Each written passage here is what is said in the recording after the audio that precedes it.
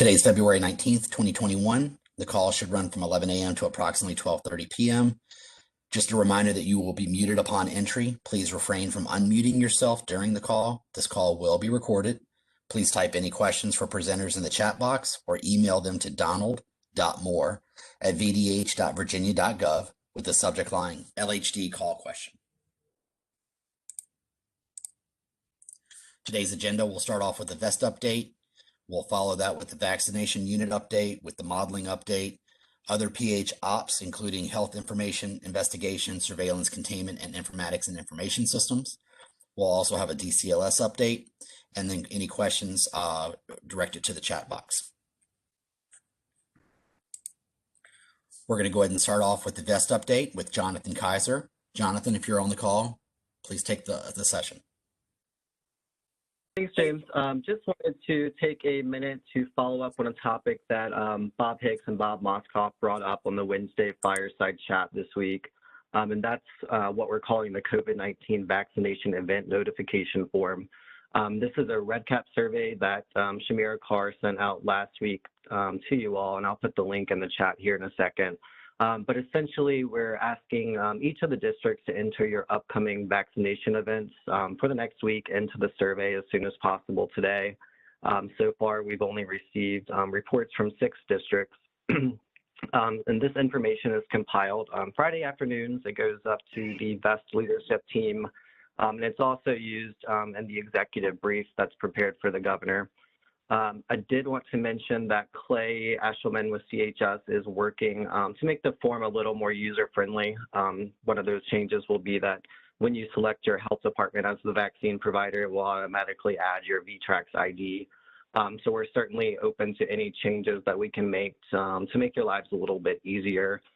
We know the last thing you all need right now is another survey, but please bear with us. So please get the form submitted today. We really want to ensure, that the reports that we submit up better reflect the great work that's actually happening in the field. But that's all I have. Thanks, James. Thank you, Jonathan. Next up, as a continuation of the VEST update, we have Susie Silverstein. Susie, please take the call. Great, thank you. And if we could progress to my slide, that would be great. I just want to let everybody know that later today, I'm going to be sending out an email with information about more printed materials that we're going to make available to each district. Attached to the email will be a list of each item with a link so you can go look at it so you're sure what it is when you order it. And then there'll be a link to the order form. And we ask you to at least fill in a 0 or the amount that you want. The form is due by the 25th of the month, and then it's probably going to take about 3 weeks for them to get printed and shipped out to each district. I want to make a comment about 2 things. One, the dose cards. We've been hearing from some community vaccinators that they don't have enough dose cards and have been reaching out to the districts. So if you've been providing them, be sure to add some extras into your request so you have them on hand. We've also sent them the link so they can download it and print them themselves. And then I was being a little optimistic, and I've put on the order form a place to order the fact sheets for the Johnson & Johnson vaccine in English and Spanish.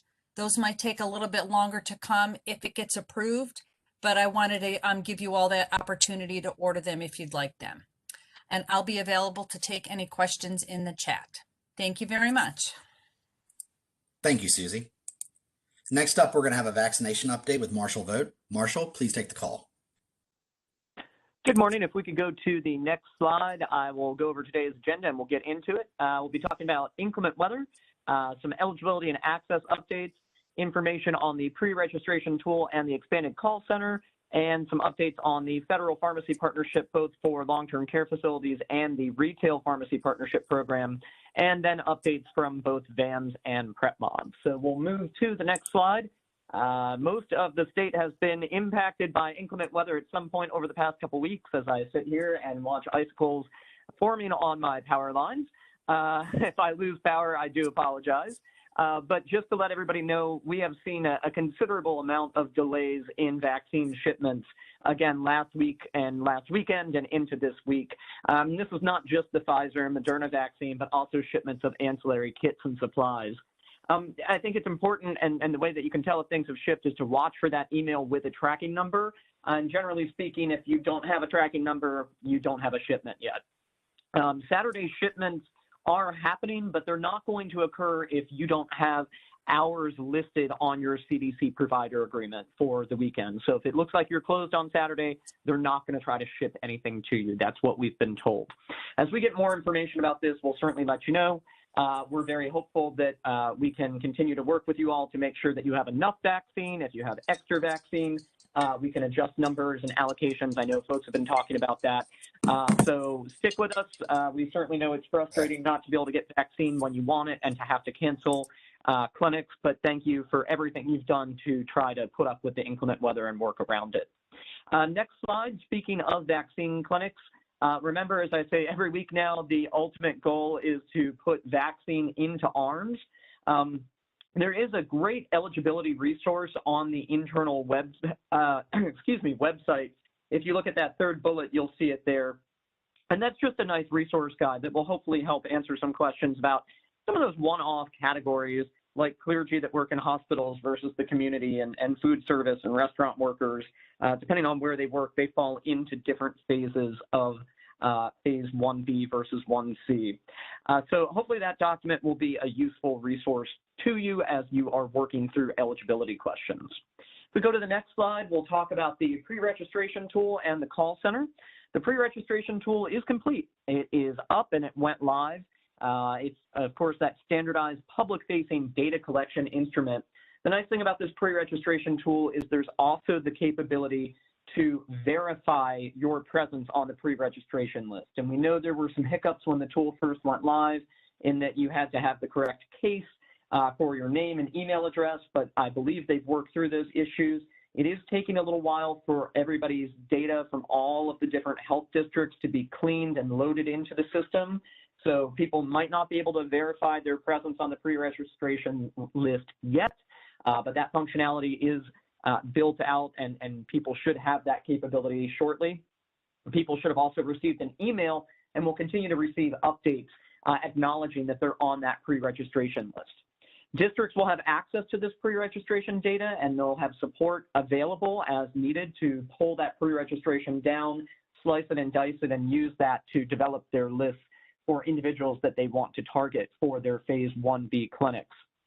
A lot of the filters and fields and ability to slice and dice that data are still being built out and refined. So again, if you have questions, please reach out to us, especially the folks on the data team, and they can help you out in terms of really figuring out what capabilities you have now and what capabilities are coming down the road. Certainly want to hear information about different requests that you might have as well. Of course, the other thing that launched, and that launched this week with the governor's press conference, is the Virginia COVID Information Center, or VCIC.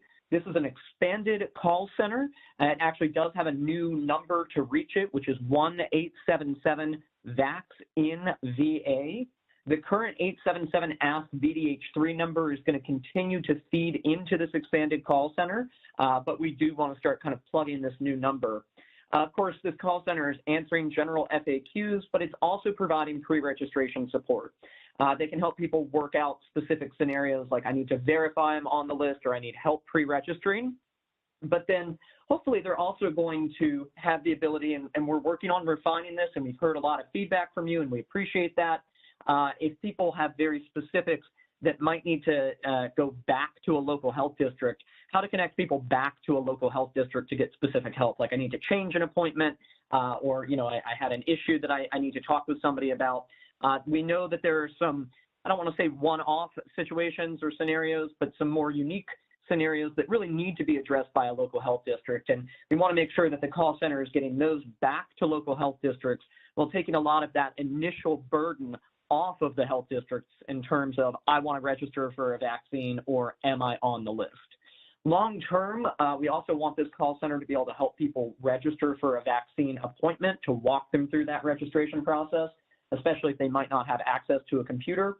We're continuing to look at that and how that process might look. So more information to come on that. We are generally very happy with how this has been stood up. We've heard a lot of feedback from you and want to make sure that this this set of tools works very well for you, so please keep that feedback coming. And a shout out to Jessie Silver and her team for really compiling that feedback and working to make sure that the district voices are represented. We want to make sure that that is the case. On the next slide, I'll provide some updates for the pharmacy and long-term care facility partnership program. You can see there on the screen that we are getting doses out to people in the long-term care facilities through that partnership. We're specifically really working on second dose events now.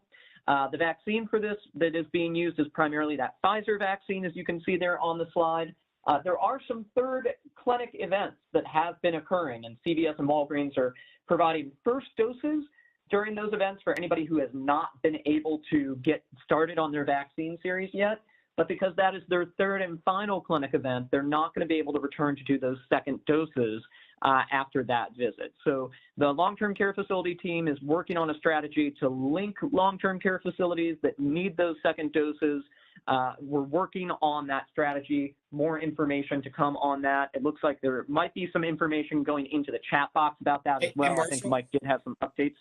Oh, yep, go ahead. Hey, if you want me to talk to that. So we're finalizing the plan today, and the messaging should go out today. What we're doing is we've created a long-term care vaccine coordination team underneath the VDH State Pharmacy. And we've created a red cap link. You can see the URL in the chat. We are working on creating a short URL, something simple like vaccinateltcfs.virginia.gov. But we're still waiting on the IT folks to create that. But if you have long-term care facilities that are in that gap where they've got people who've had first doses and can't get second doses through the CVS, Walmart, or Walgreens program, have them fill out the survey, and the state pharmacy team will work with their local pharmacy provider to get them doses and to coordinate vaccines for them. And this also goes to other facilities that were not included in the program but still need first or second doses. And also, ongoing needs for first and second doses for all facilities as well. That's all I have. I can take any other questions offline in the chat. Great, thank you so much, Mike. And I think if we go to the next slide, this covers a little bit more about what you were talking about, which is, again, closing the gaps with those facilities that were not included in the CVS and Walgreens partnership. So thanks to Mike and his team for trying to close these gaps as much as possible and working with the local health districts to make sure that that occurs. If we go to the next slide, we'll finish up talking about pharmacies here, just with the update on the Federal Retail Pharmacy Partnership Program. As you all know, CVS continues to vaccinate folks through their own registration system. We are, of course, I think, hopeful that at some point down the road we can mesh this with our statewide pre-registration system, but right now CVS locations are using that separate CVS-based pre-registration system. Additional doses are being allocated to this program nationally, and so it looks like for us that means about 25,000 more doses of Pfizer vaccine and 26,000 doses of Moderna vaccine. We're working to ensure that CVS can scale up, and then, of course, also looking at other possible partners for this program because, of course, remember, this Federal Retail Pharmacy Partnership Program is eventually, as it expands, going to go to lots of other retail and chain pharmacies. And we're also looking, of course, at how we can partner with some of those smaller independent pharmacies and get them some of our allocation through the state. So more to come with the pharmacies. I think we're just scratching the surface now that they're kind of finishing up with the assisted living facilities and skilled nursing facilities, and we're starting to see this retail pharmacy program open up. Hopefully that will be a good channel to get vaccine out to folks. If we go to the next slide, just a couple updates for VAMs. If you all remember early on using VAMs, it required two-factor authentication or 2FA by sending a code to your email address that you then went in and typed into a box in order to get into the system as part of your login.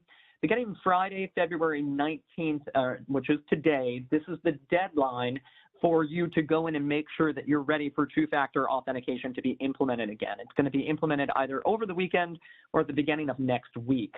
The advantage, though, is that you're going to be able to use your cell phone to receive your 2FA code as opposed to having to go to your email. So if you look on the screen there on this slide, you can see instructions for going into VAMs and specifying your mobile phone number, your cell phone number, if it's capable of receiving text messages, to receive that two-factor authentication code. So a nice feature that's being built into VAMS to help cut down on the timing for the two-factor authentication login.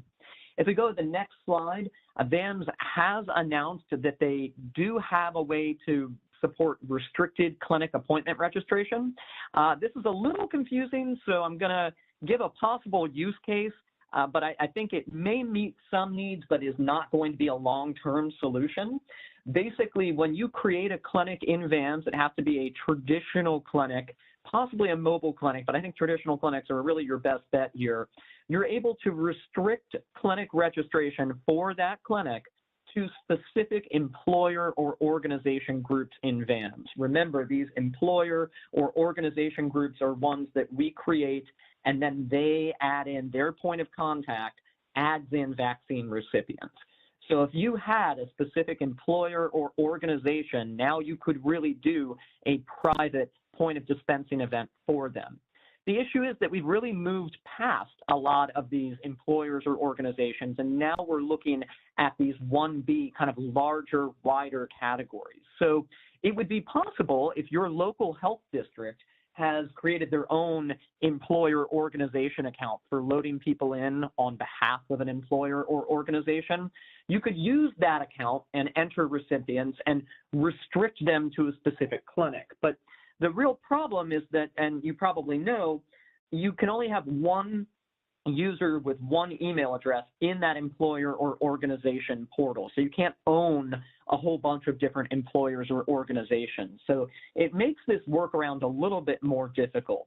I think that there are some limited use case scenarios for this, and I'm happy to discuss it with folks, but I don't think it's going to ultimately solve our problem of wanting to do these private clinics. So it might be a little bit of a stopgap as we continue to work to get PrepMod up and running with private clinics and registration links that can't be shared, but I don't think it's going to be a long-term solution. So if we go to the next slide, I'll start talking about our PrepMod update, and we can skip past just that title slide and go to the kind of meat of the matter there. You can see that we're really past the onboarding and kind of the go live for the different waves of districts, and we're now at the point where districts are onboarding their clinics, and we're providing that one-on-one training and support as requested. If we go to the next slide, you'll see some opportunities for office hours and some contact information on how to get training. At this point, it's all user office hours, and then one-on-one training sessions are available, and technical support sessions are available for districts as they need them.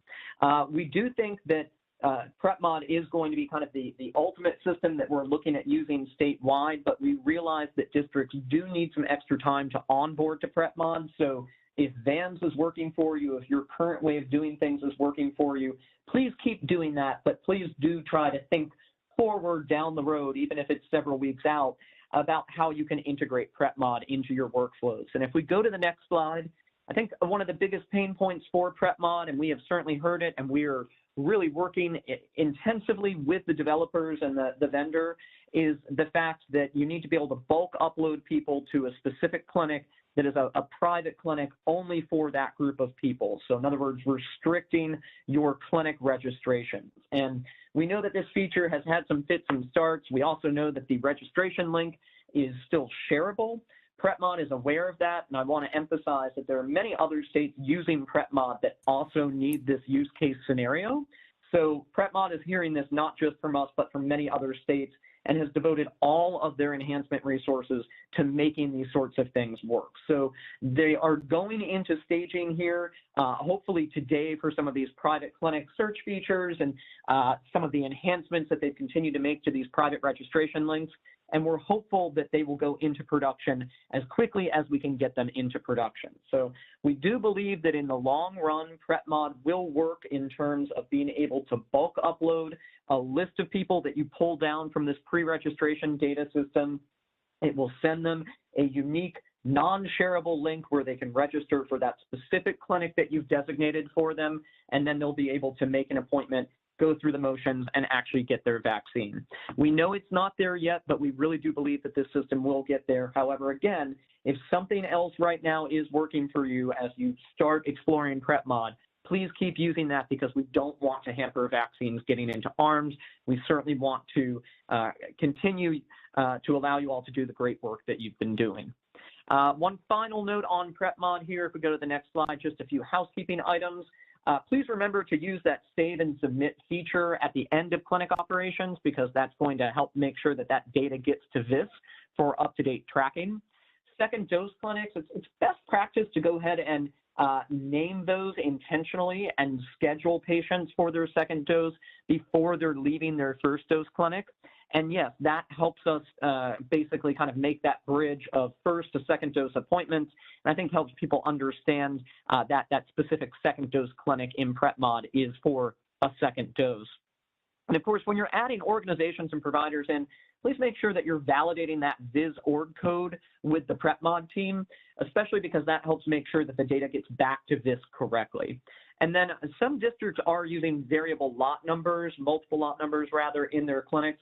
So please be sure that you're looking at that carefully. If you have issues with how that lot number has been entered, there's some folks there and you can email and they can help you get that straightened out on the back end. Finally, on the final slide here, just wanted to introduce a local health district support team. The folks here hopefully have reached out to you and you're aware of them, but we wanted to get additional people connected with you to support all of the operations that are going on at the local health district. So just wanted to flash those names and emails up there. If you've been on any of the calls for local health district technical assistance and planning, VAMS, PrepMod, any of these sorts of things, the pre-registration calls, hopefully you have been introduced to these folks and you know that you have these additional resources. So thank you for what you're doing. I know that PrepMod and VAMS have not been without their issues. If you are using paper forms, just a final reminder on behalf of Lisa Park to please key that information into VIS within 24 hours. Any of these systems, VAMS or PrepMod, or if you're doing paper forms and keying into VIS, is all going into VIS. And as you see on those dashboards, our number of vaccine doses that we're giving is really quite phenomenal, given all of the issues we've had with inclement weather and allocation numbers and all these sorts of things. You guys are doing great work. And on this final slide, again, as I always say, thank you for all of that great work. We really do appreciate it. And please let us know how we can continue to support you. Stay safe and stay warm. And James, I'll hand the call back to you. Thank you, Marshall. Next up, we're going to have the modeling update with Justin Crow. Justin, please take the call. Thank you, James. Next slide, please. Just our normal background. It's a product of the UVA Biocomplexity Institute, and we improve it with new and better data every week. Next slide, please. The national situation continues to improve, fortunately.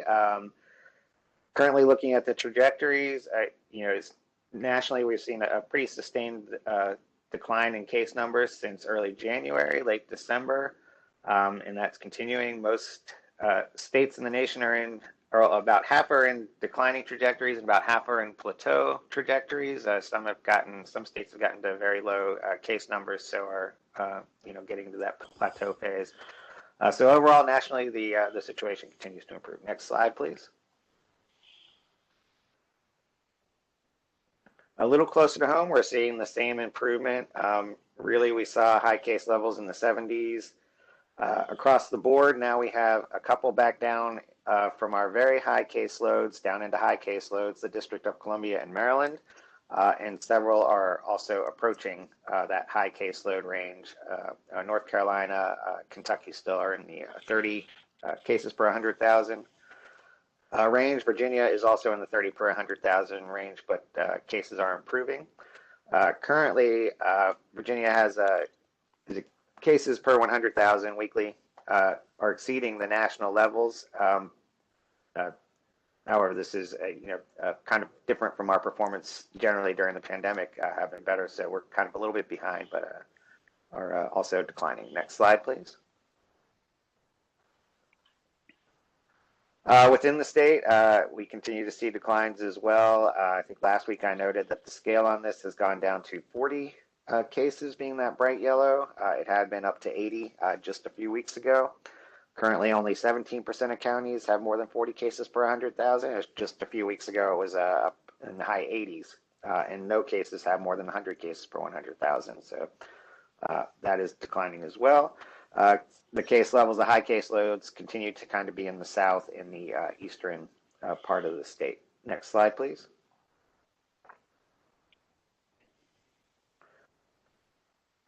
Still, there are some areas where the risk of exposure is high for groups. So if you can see the yellow and the orangish colors there, that's a group of 25 would have a chance of at least one person arriving of 25% or 50 to 50% range, at least one person arriving with COVID-19. So still large areas of the state, particularly where you see those high case rates in the south side, Virginia, but still some spots also in southeast and northwest and other areas that have seen declines. So continued improvement, but still there continues to be a high risk for COVID spread in groups. Next slide, please. And currently there are no health districts in surge. This is a little bit of a change from last week. We have 4 in slow growth, whereas last week we had none of our health districts in growth scenarios. So maybe a little bit of a plateau, but a little too early to tell at this point. The good news is Loudoun, which had been in a period of sustained surge, has now been in decline for a couple weeks. Next slide, please. Come on. Come on. Hearing some background noise. So transmission rates are continue to be below 1 throughout every region in the state. However, they have increased slightly in every region of the state this week as well. Probably just a little bit of a noise there, but hopefully we'll continue to see a sustained decline. The models are not generally good at predicting changes in trajectories very well. So we continue to keep an eye on these, kind of signs of slow growth or plateauing transmission rates to see if that turns into a change. Of course, we're not seeing that yet. Next slide, please. Changes in case detection, symptom onset to diagnosis continues to be below our higher averages over the fall and summer. So down, pretty much sustained at 3.9 days in January now. Next slide, please. And the risks continue to be the same as well. Variants continue to be the major threat going forward, as well as pandemic fatigue, which isn't listed here, but we are worried about pandemic fatigue setting in and allowing case growth to increase again. Next slide, please. Vaccine acceptance has ticked down a little bit in February. The scale of this kind of makes it look pretty big. We're kind of hovering around 76% vaccine acceptance in Virginia. It was much lower in the fall, so this was after an increase. So about 3 out of 4 Virginians are definitely or probably going to get the vaccine when it is available. Next slide, please. And so far, about 8% of Virginians have at least one dose of the vaccine. About 6.3% of Virginians are a confirmed case. We expect about 3 or 4 more have actually been infected based on serology reports and studies within the state and around the country. So we're beginning to get to a sizable portion of folks who should have some resistance to COVID-19, and that is affecting, we think, hope transmission rates. Next slide, please. I'm not going to go into detail on the scenarios. There hasn't been too much of a change, but I'll highlight that. Next slide, please. Next slide, please. They continue to track the variants and continue to track the vaccine administration as well. Next slide, please. The only real change that we're seeing is that they continue to use last week's number of vaccines as a basis and basically projecting that number forward. As Marshall noted, there's been some inclement weather closing some clinics and affecting deliveries. So last week was a little bit low. So our vaccine numbers are about 229 doses per 100K, or about 20,000. Of course, the governor's goal, I believe, is 50,000 per day. But hopefully that'll pop up again next week, and that will be included in the models. Next slide, please. And so the scenarios remain the same as well. The different control scenarios related to pandemic fatigue, and then the addition of the variant into these scenarios. Next slide, please. So this is our adaptive scenario, which basically projects the current course going forward. This does not include the variant. Under this scenario, you would see cases below our summer peaks in about April, and our peak cases would have been a couple weeks ago on the week ending January 24th. Next slide, please. The UVA modeling team has begun to produce this map showing basically deviations from the model's expectations from last week within that adaptive scenario. So this is just an indication if we're looking at really trajectories and what the model projects, what the residual is, what the error was. So this can kind of give an idea of where we might be seeing growth outside of trend. This might be useful to keep an eye of for sampling, for sequencing variants, or just another idea of being a little more vigilant than in some counties, paying a little bit more closer attention to the data and what's going on. Next slide, please. Using the fatigue control scenario, and this is the one where folks basically loosen up their prevention measures, get a little complacent based on some of the news and the vaccine rollout. And basically what we see is that the pandemic gets extended into late May and into July. We just see higher caseloads over that period. Next slide, please. And if you add the B117 variant to that scenario, with it becoming the dominant variant by the end of March, by late March, we do see a second peak. Each week, as we see fewer cases and this variant does not become predominant, of course, we see the risk go down, and so the peak goes down as well. So additional weeks where we're seeing successful declines in variants lowers our risk associated with variants, at least variants that are not escaping immunity or are otherwise affecting transmission more than the B117. Variant. Next slide, please. So you can see overall, this is just a summary of what was really just presented. You can see the peak there. I think one thing that's important to note is that even with the B117 variant becoming predominant by late March, if we kind of keep our foot on the pedal and maintain prevention and control measures at the rate that they are now, the variant doesn't have as much of an impact, and it does not even have as much of an impact as the fatigue control scenario alone, which is that pandemic fatigue loosening of restrictions scenario. So that's something to keep in mind, is that prevention efforts could be, provided the variants don't continue to mutate past what we've seen with the B117 or escape immunity, could still lower the risk associated with those. Next slide, please. Even in the fatigue control plus variant scenario, we don't see hospital capacity being breached within the projection period. Next slide, please. And of course, where you can get more and more local information if you want to dig in. And that's all I have today. I'll answer questions in the chat. Thank you. Thank you, Justin. Next up, we have other PH ops, which includes health information, investigation, surveillance, containment, and informatics and information systems with Alina Diskin. Alina, if you can please take the call. Yes, hello, can you hear me? Yes, we can. Please go ahead. Great, thank you.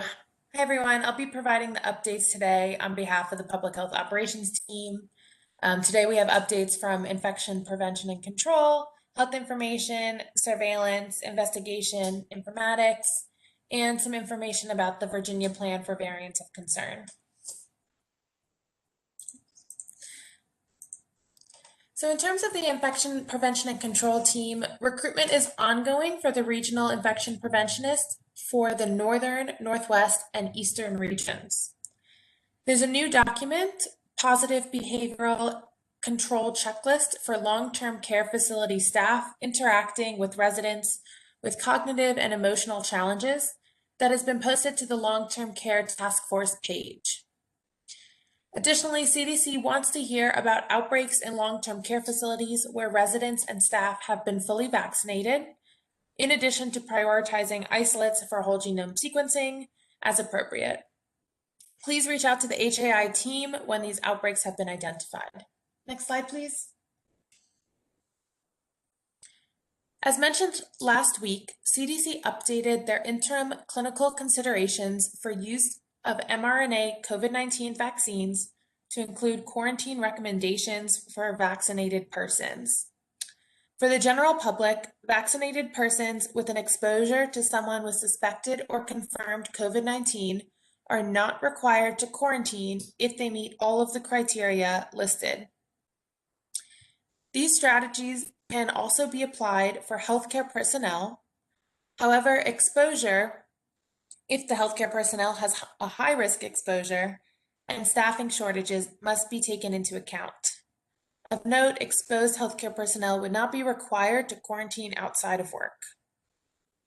As a contingency strategy to mitigate staffing shortages, there are some options to allow asymptomatic, fully vaccinated healthcare personnel who have had a higher risk exposure but are not known to be infected to shorten their duration of work restrictions as described in the CDC guidance to reduce quarantine duration.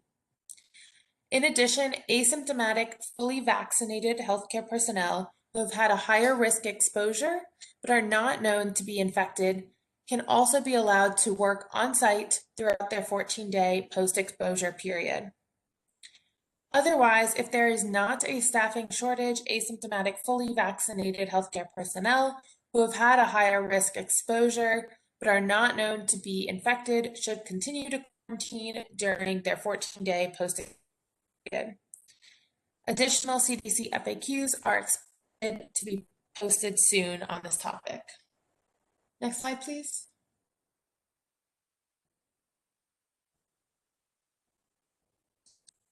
Exception to the guidance that no longer requires a quarantine for fully vaccinated persons.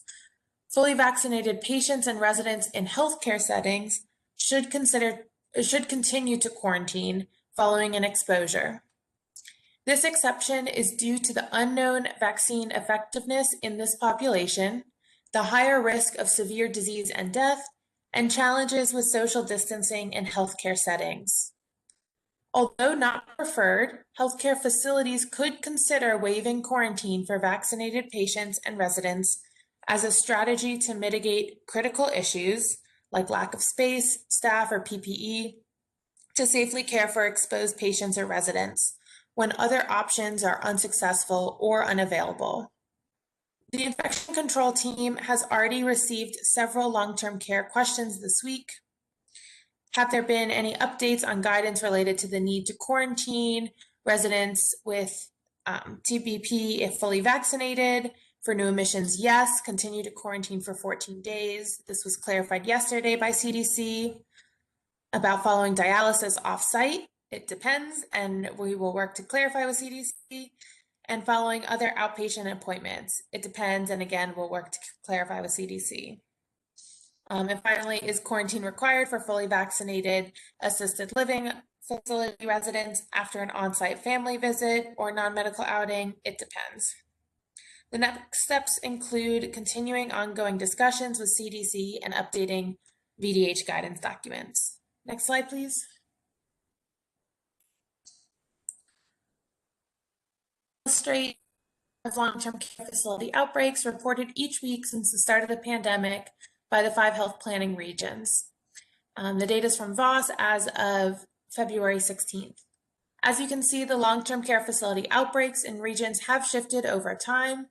In the past 30 days, the highest proportion of reported outbreaks with a confirmed etiologic agent of SARS-CoV-2 in long-term care facilities occurred in the central region at 26%, followed by Northwest and Southwest each at 20%, and Northern and Eastern at 17% respectively. Next slide, please. There are 564 assisted living facilities and 286 nursing homes. These data include outbreaks in assisted living facilities and nursing homes reported to VOS and VEDS from March 17th, 2020 to January 31st, 2021. This represents the earliest possible data through the end of January and is subject to change. There have been a total of 288 COVID-19 outbreaks reported to VDH from 202 nursing homes and 285 COVID-19 reported outbreaks from 213 assisted living facilities. 48 new outbreaks have been reported in assisted living facilities since the end of last year.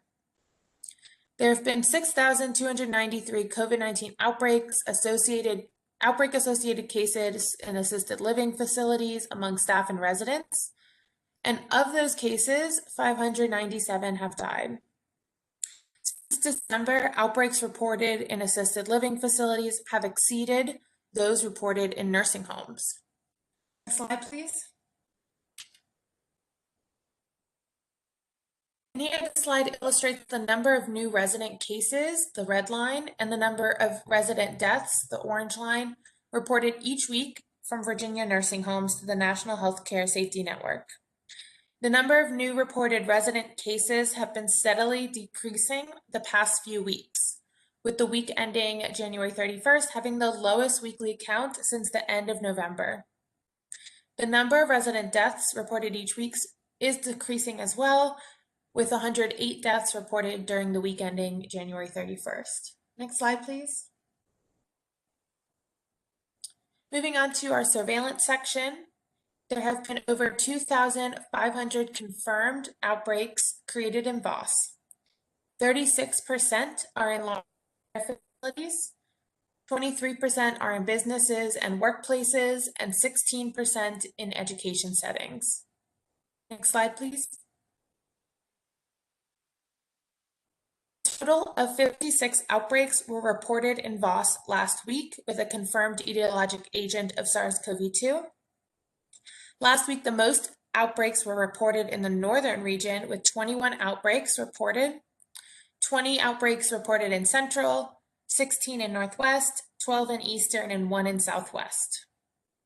Next slide, please. The enhanced surveillance criteria for identifying emergency department visits for MISC continues to be refined. The current surveillance definition, ED visit for a patient 0 to 20 that is hospitalized with a diagnosis of MIS or systemic involvement of connective tissue. For patients where there is no MISC investigation in VEDS, an email will be sent to the local department for further investigation. This week, the enhanced surveillance team sent out emails regarding 13 ED visits for MISC occurring since December for follow-up. The team continues to work through a small backlog of Essence visits and plans to send another batch of emails out early next week. Thank you. Next slide.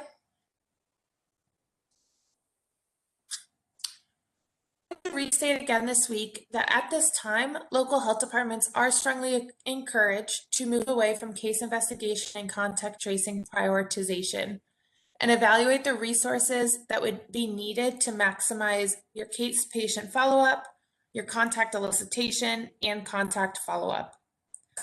Really engaging with case patients to build that trust needed for effective and maximum contact elicitation. It is still reasonable to move on and contacts that are reported beyond the time when actionable public health response can be taken. Again, please consider reaching out for support from your regional surge teams. We have received really wonderful feedback about the added value that the team can provide and the quality of the staff and team members. If there are any specific questions, concerns, or needs for additional support, please send a note to our shared inbox so that we can respond to help meet your needs. Thank you. Next slide. In terms of informatics and information systems, as a reminder, VEDS has implemented a script to auto-close investigations that are more than 14 days old from the investigation start date. We recently added a new field to the investigation page for verification of the COVID death per death certificate for central office completion. We have several things in the pipeline, including work on prioritizing the ingestion of positive PCR and antigen results over other ELR results to expedite public health action, and a likely field in the investigation page to capture variant information. For SaraAlert, we have simplified the out-of-state transfer protocol. The user community no longer needs to email the SaraAlert team for a transfer out of state. However, you must update the patient address in particular the patient's state for home or where they are quarantining, and the record must be closed by updating the monitoring status to not monitoring. Only closed records with a state other than Virginia in the patient address field will be automatically pulled and transferred using our queries. Next slide, please. Due to the concerns about the SARS-CoV-2 variants being identified in the United States and in Virginia, we have developed a plan to increase surveillance, investigations, testing, and communications about mitigation measures. The Virginia Variant of Concern Plan is a plan to identify persons who have COVID-19 caused by a variant of concern. This surveillance will help us determine if the variant is spreading more quickly, causing more disease, and has a decreased susceptibility to treatment, or is not susceptible to vaccine-induced immunity. Next slide, please. The variants seem to spread more easily and quickly than other variants, which may lead to more cases of COVID-19. An increase in cases will put more strain on healthcare resources, lead to more hospitalizations, and potentially more deaths. We are finalizing a plan to identify and attempt to contain the spread of these variants and new variants that arise that may be more contagious or cause more morbidity. As of February 18th, cases of SARS-CoV-2 B.1.1.7 variant have been identified in Virginia, with 1 in the eastern region, 5 in northern, and 6 in northwest. And 2 B.1.351 variant strains have been reported in the eastern region and 1 in the southwest region. Next slide, please.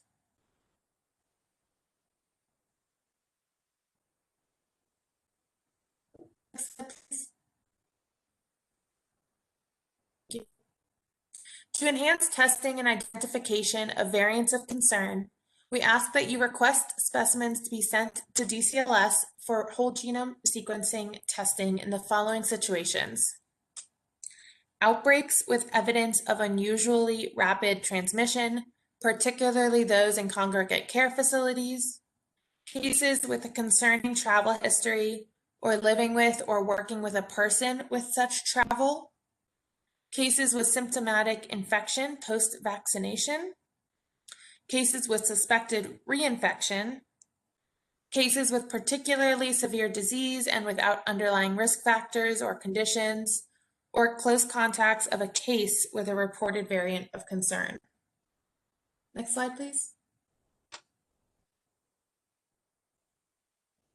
If a variant of concern is identified or suspected, we ask that you review the case in VEDS, and if it has not been fully interviewed, please interview or re-interview the case and attempt to identify the circumstances around their possible exposure and those that the case may have possibly exposed. Next slide, please. We plan to collaborate with our internal communications team to increase communications about the variant to internal and external partners, as well as the citizens of the Commonwealth.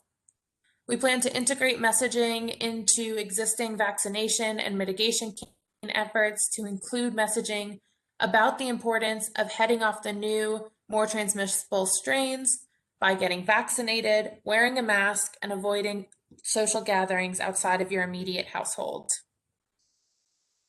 Thank you. I think that's all I have. Thank you, Elena.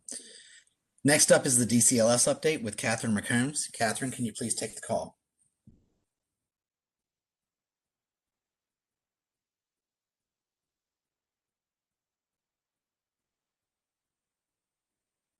the DCLS update is actually going to be given by Lauren Turner. Okay. Lauren, can you please take the call? Yes, can you hear me now? Yes, we can. Please go ahead. Okay, next slide, please. So to follow Elena's presentation, I wanted to talk a little bit about where we are currently at regarding surveillance for different SARS-CoV-2 lineages and variants of concern. And so this is first a quick status update on where we are in terms of sequencing. So we are routinely sequencing at DCLS somewhere between 100 and 200 samples weekly from Virginia. Since the beginning of the pandemic, we have attempted sequencing more than 3,200 samples from Virginia patients and have published to public data repositories more than 2,000 of those. The samples that we are sequencing at DCLS include both samples that we are sourcing on site through random sampling from community testing events or outbreak investigations, also investigations for which sequencing is specifically requested. We are receiving about 40 randomized samples per week from a large commercial laboratory and are also receiving approximately 1% of positive samples weekly from laboratories which are contracted for public health testing by the Virginia Department of Health and the Department of General Services, which the Division of Consolidated Laboratory Services is under. Next slide, please.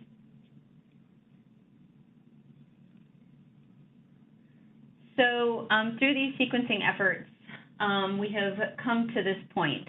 As of this past Sunday, our cumulative sequencing across cases in Virginia is approximately 0.394% of positive cases. Nationwide, there is quite a bit of variability in terms of the number of cumulative cases that are represented in sequencing data, and it does vary state by state, and it varies by what types of sequencing operations or collaborations or private ventures exist in those states as well. We identified 2 additional variants of concern at DCLS yesterday, including one additional, actually, I think this is a typo on the slide, I apologize. So we actually had 12 B117s.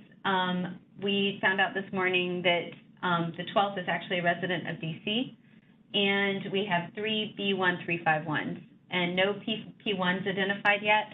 And if these nomenclature seem foreign to you, these are variants of concern which are under heightened surveillance by the Centers for Disease Control and Prevention and have information behind them supporting that they are likely more transmissible and potentially are going to be more challenging to control through vaccination.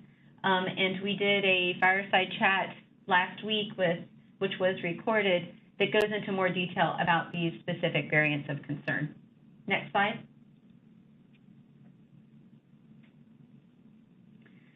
So overall, there's been a lot of press about this, but there's a general sense that the SARS-CoV-2 genomic surveillance and looking for these variants and tracking them is kind of behind in the United States.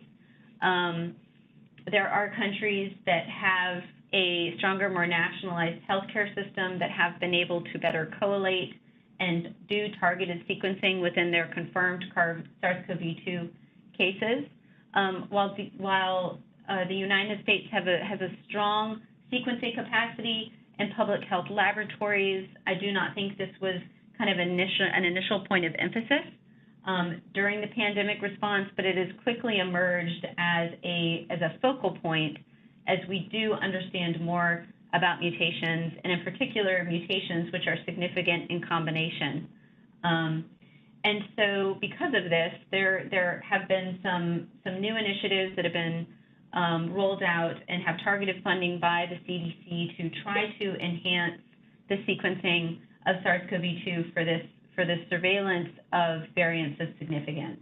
And so this slide really shows where the CDC's weekly sequencing goals are of about 7,000 samples per week, and that we have not hit that yet, but there certainly have been some moments of increases, and with additional funding and initiatives that the CDC is driving, it's anticipated that this percent surveillance and number of sample sequenced per week will continue to grow. Next slide.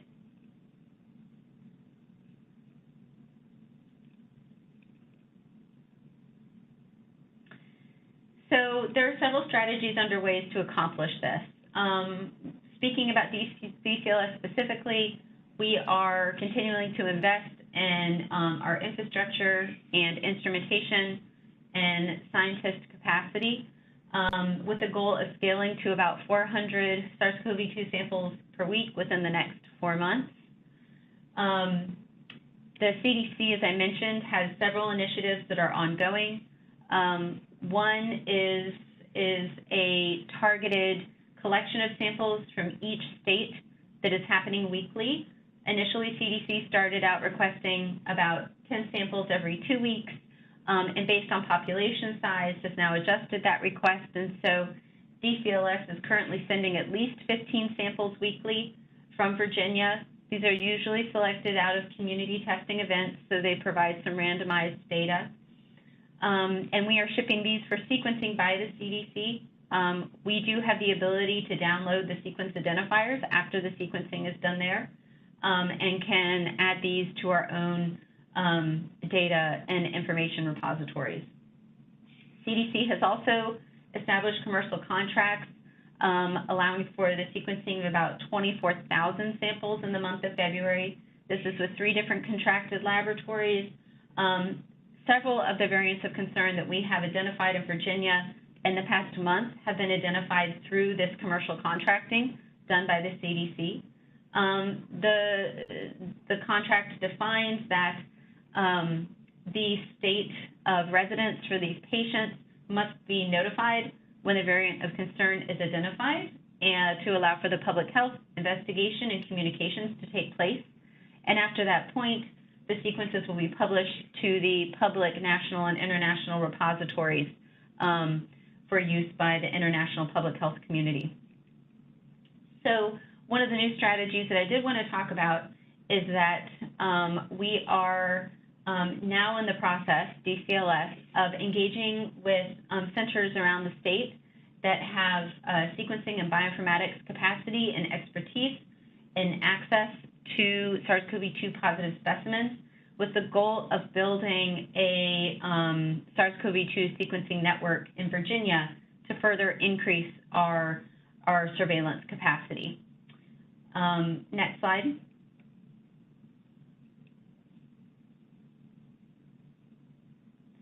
And the premise of this has already been established through the One Lab network.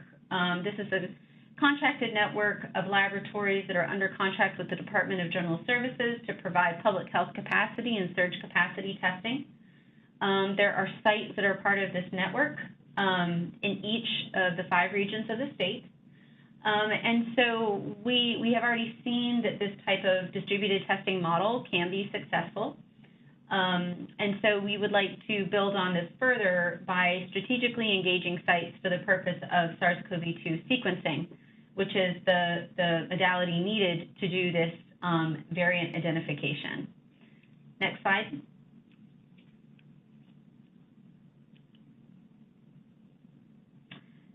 So the goals in establishing this network are to identify partners that have already established sequencing capacity at a minimum, but we're also, working with sites that have actively done proof of concept sequencing for SARS-CoV-2 samples already. Ideally, these sites have bioinformatics infrastructure in place that can help to facilitate the timely analysis and publishing of the sequence data. They need to have access to high-quality community congregate setting and/or hospitalized case samples.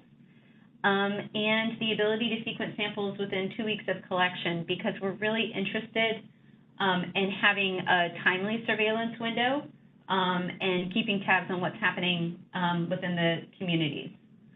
And you know, one benefit to this, as with our One Lab network, is the building of these partnerships that we hope will provide the foundation should we have future emergency response needs or pandemic needs that require this type of very technical enhanced characterization of samples. Next slide.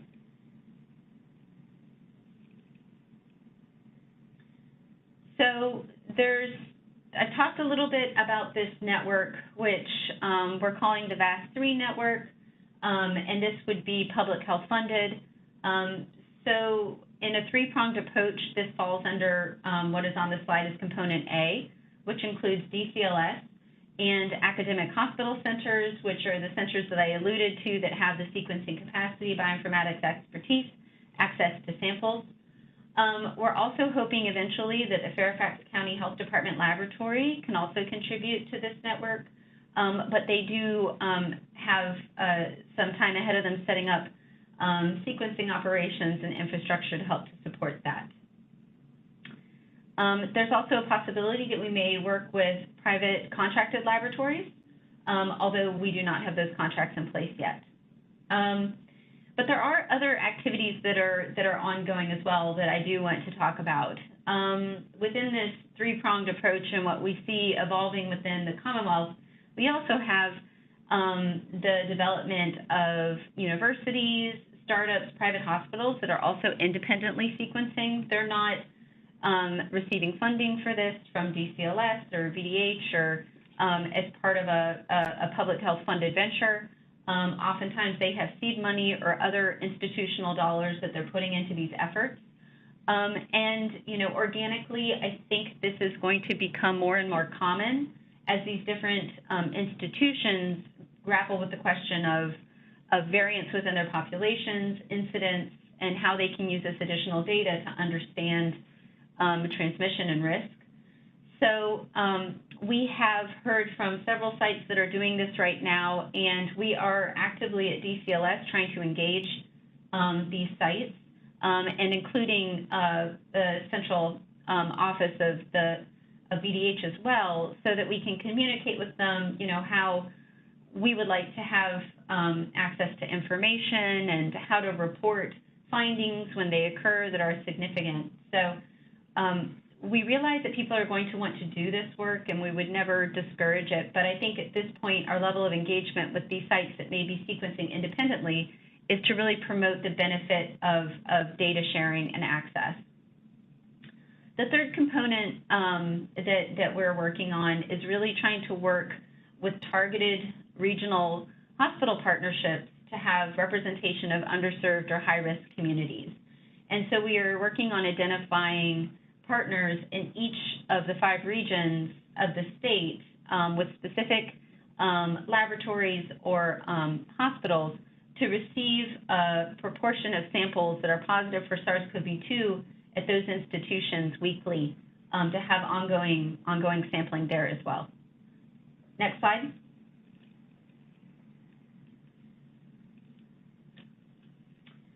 So lofty goals, but these are how we hope that this initiative evolves.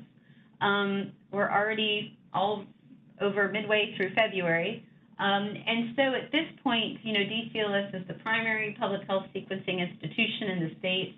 As I mentioned, our capacity is between 100 and 200 samples a week. On average, we're usually doing about 150 samples per week.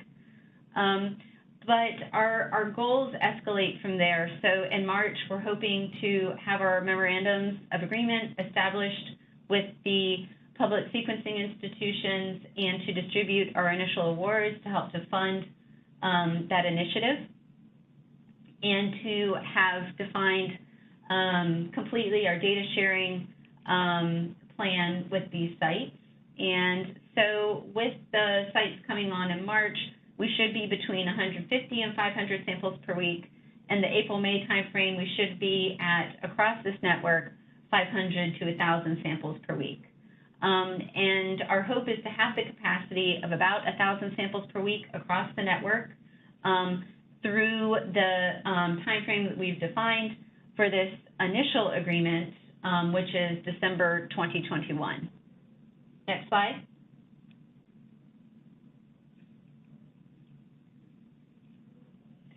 So it's complicated, but I do want to reiterate that we are trying to do timely management of the data that would be generated as part of this network.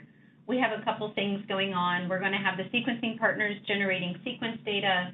The majority of these partners are able to actually share the data directly with public repositories, which are NCBI and GISAID at the bottom of the screen. But some of them may choose to share the data directly with us, where we would be able to look at the quality of the data, do the lineage typing, and be able to collate that information. We're also working on ways to obtain the sample metadata that really provides the most useful information, which is who is the patient, when were they tested, and can lead to the appropriate follow-up in variant of concern situations. And we're working with the VDH Central Office to work out strategies to compile this information and make it available to local health departments. Next slide. So current access points, all the Virginia data is published in the public next strain build. We also have a local next strain build, and these are both visualization tools that can be used to visualize different clades of SARS-CoV-2 along a timeline of data collection. If you're interested in having access to the local Virginia next strain builds, please let me know and I can put you in touch with my colleague Logan Fink.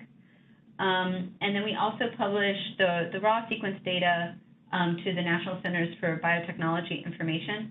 But as I mentioned, in the future, we are working towards having the lineage information more available with the health department through flat files or in their surveillance databases. Next slide.